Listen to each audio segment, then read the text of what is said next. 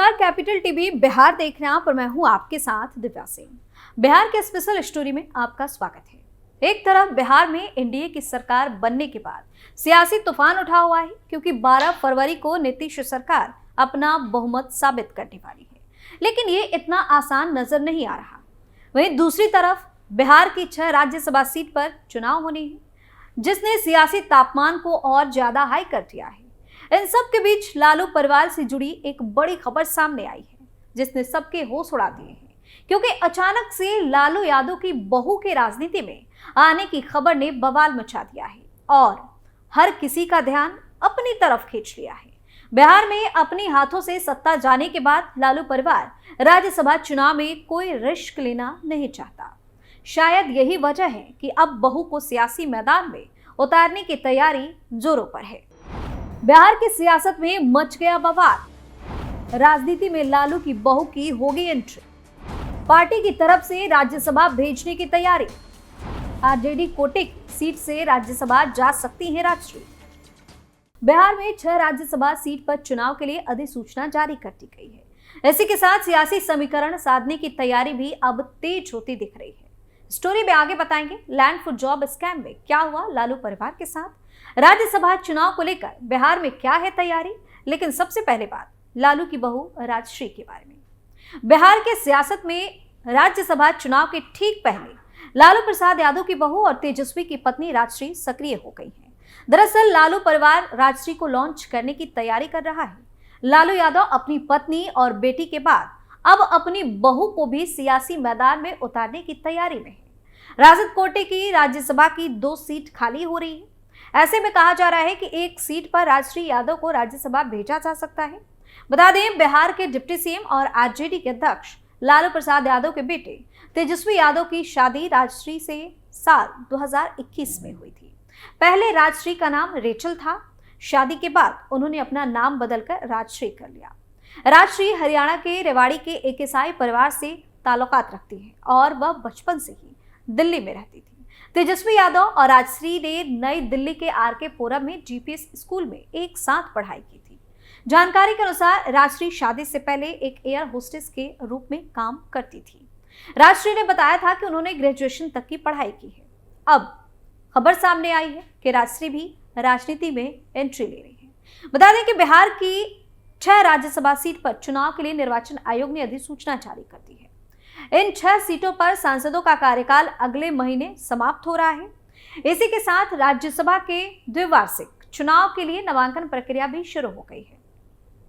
नामांकन पत्र दाखिल करने की प्रक्रिया 15 फरवरी को समाप्त हो जाएगी। इन आधा दर्जन सीट में से 3 सीट राज्य के सत्तारूढ़ राष्ट्रीय जनतांत्रिक गठबंधन यानी कि राजग और महागठबंधन के पास है। जेडीयू अध्यक्ष मुख्यमंत्री नीतीश कुमार के हाल ही में पाला बदलने से महागठबंधन फिलहाल राज्य में विपक्ष की भूमिका में है और किसी भी तरह का रिस्क नहीं लेना चाहता। बता दें कि राज्यसभा सीट के लिए मतदान 27 फरवरी को होगा। स्थापित परंपरा के अनुसार मतदान सुबह 9 बजे से शाम 4 बजे तक होगा, जबकि मतगणना उसी दिन शाम 5 बजे से होगी। जिन सांसदों का मौजूदा कार्यकाल समाप्त होने वाला है, उनमें जदयू से वशिष्ठ नारायण सिंह और अनिल हेगड़े हैं। भाजपा से सुशील कुमार मोदी है। वहीं आरजेडी से मनोज कुमार झा और अशफाक करीम है, जबकि कांग्रेस से प्रदेश अध्यक्ष अखिलेश प्रसाद सिंह शामिल हैं। वहीं बिहार में भाजपा के प्रदेश अध्यक्ष और उप मुख्यमंत्री सम्राट चौधरी ने स्पष्ट कर दिया है कि उनकी पार्टी अपने बेहतर संख्या बल को देखते हुए इस बार 2 उम्मीदवार मैदान में उतारेगी, जबकि सहयोगी जदयू को 1 सीट जीतने में मदद करेगी। वह 2018 के पिछले द्विवार्षिक चुनाव में तत्कालीन वरिष्ठ भागीदार जदयू को 2 सीट मिली थी, जबकि भाजपा को 1 ही सीट मिली थी। बता दें कि भाजपा के आक्रामक रुख को लेकर जदयू के सूत्र फिलहाल पूरी तरह से मौन है और मुख्यमंत्री नीतीश कुमार के इशारे की प्रतीक्षा की जा रही है। समझा जा रहा है कि नीतीश ने अपने दिल्ली दौरे के दौरान राज्यसभा चुनाव को लेकर प्रधानमंत्री नरेंद्र मोदी और अन्य नेताओं से चर्चा की थी। भाजपा खेमे में सभी की निगाहें दशकों से बिहार में पार्टी के सबसे चर्चित चेहरे सुशील कुमार मोदी पर होगी, जिनसे जदयू प्रमुख के साथ उनकी कथित निकटता के कारण 2020 में उप मुख्यमंत्री का पद कथित तौर पर छीन लिया गया था और उन्हें पूर्व केंद्रीय मंत्री और लोक जनशक्ति पार्टी एलजेपी के संस्थापक रामविलास पासवान के निधन के बाद खाली हुई सीट से राज्यसभा में भेजा गया था। यह देखना रोचक होगा कि जदयू उस एक सीट पर किसे उतारती है जिसे वो जीत दिला सकती है। वहीं वशिष्ठ नारायण सिंह नीतीश कुमार के पुराने वफादार रहे हैं, जिन्होंने 2 साल पहले खराब स्वास्थ्य का हवाला देते हुए जदयू के प्रदेश अध्यक्ष का पद छोड़ दिया था। लेकिन नीतीश के औपचारिक रूप से पार्टी की कमान संभालने के बाद उन्होंने पार्टी के राष्ट्रीय उपाध्यक्ष के रूप में वापसी की। हेगड़े भी एक भरोसेमंद सहयोगी रहे। पिछले साल महेंद्र प्रसाद उर्फ किंग के निधन के बाद हुए उपचुनाव में उन्होंने उम्मीदवार बनाकर पार्टी ने सभी को आश्चर्यचकित कर दिया। धन जुटाने की क्षमता के कारण ही करीम को राज्यसभा में जगह मिली, जो अपने गृह जिले कटिहार में एक निजी विश्वविद्यालय और एक मेडिकल कॉलेज चलाते हैं। अब गौर करने वाली बात है कि राजद के फिर से सत्ता से बाहर होने और लालू प्रसाद और तेजस्वी यादव जैसे शीर्ष नेताओं के कानूनी पचड़े में फंसने के बीच अब यह देखना है कि करीम के नाम पर एक और कार्यकाल के लिए विचार किया जाता है या नहीं। झा ने संसद में पार्टी के सबसे मुखर वक्ता के रूप में अपनी पहचान बनाई है, जहां निचले सदन में राजद का कोई प्रतिनिधित्व नहीं है। ऐसे में देखना यह है कि क्या पार्टी के प्रथम परिवार से निकटता के कारण दिल्ली में रहने वाले झा के नाम पर एक और कार्यकाल के लिए विचार किया जा सकता है या फिर नहीं। राजद का समर्थन कांग्रेस के लिए महत्वपूर्ण होगा। कांग्रेस के पास अपने किसी भी सदस्य को राज्यसभा के लिए निर्वाचित कराने के लिए पर्याप्त संख्या में विधायक नहीं है। इसके लिए उसे आरजेडी की मदद की जरूरत है।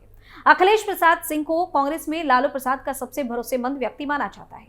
अखिलेश वर्ष 2010 में कांग्रेस में शामिल हुए थे। अखिलेश सिंह ने यूपीए 1 सरकार में राजद कोटे से मंत्री पद संभाला था, लेकिन जब पार्टी ने लोजपा के साथ अल्पकालिक गठबंधन के लिए कांग्रेस का साथ छोड़ दिया तो वो इससे नाखुश हो गए।